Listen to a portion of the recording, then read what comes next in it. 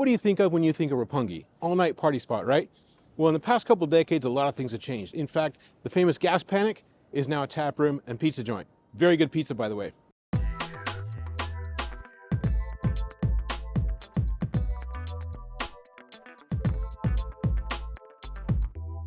Let's talk about why Roppongi is such an appealing place to live now. You've seen the old Roppongi, kind of down and dirty, a lot of cheap places to go drinking. But over the past couple decades, major developers have put billions of dollars into this area.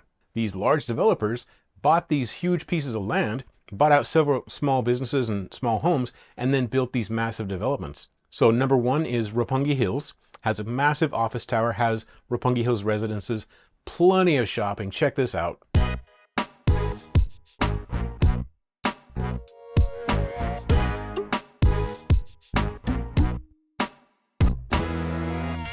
There's also Roppongi Midtown, which is built on former government land. It also has a Ritz-Carlton, lots of shopping, lots of cafes, great place to go for a date, and of course, every Christmas they light it up with Christmas lights. Next is Azabudai Hills. Now that just opened a couple years ago. They also have an amazing Christmas market, tons of shopping, tons of places to go for dinner, and lots of cafes as well.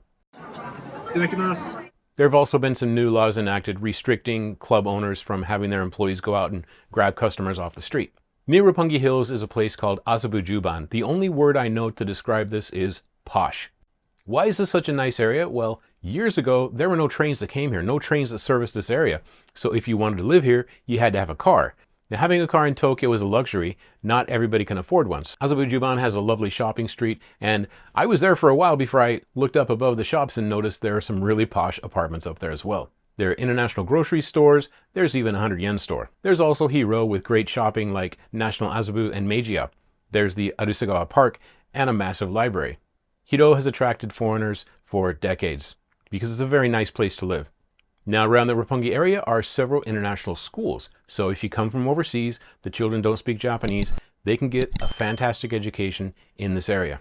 Nearby is the Grand Hyatt Hotel. It's a beautiful property, and the Roppongi Hills area has several dining options, cafes to suit any budget, from expensive restaurants down to cafes where you can just get a sandwich or a coffee.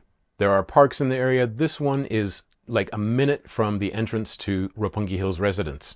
And in the fall it looks like this, but in the spring you get cherry blossoms. This street is called Sakurazaka, and Sakura is Japanese for cherry blossom. So you can guess, every spring there are cherry blossoms here. Now this street is called Keakizaka. At the bottom is a nice Starbucks in a bookstore called Tsutaya. They also have a co-working space upstairs. But Tsutaya has English books, of course, Japanese books, lots of magazines. You can spend hours in there. And by the way, they'll even let you pick up a book off the rack and read a page. Roppongi also has lots of transportation. There's the Hibiya line, the Oeda line, a couple different buses. There's the Chi bus, Chi meaning small bus, and there's also a regular bus that goes there. But you know what? I think a lot of people living here don't use public transportation. Another thing that makes this area great is all the foreign embassies. That means there's 24/7 security and police presence. So even though Japan's one of the safest places you can be, this just adds another level of safety and security.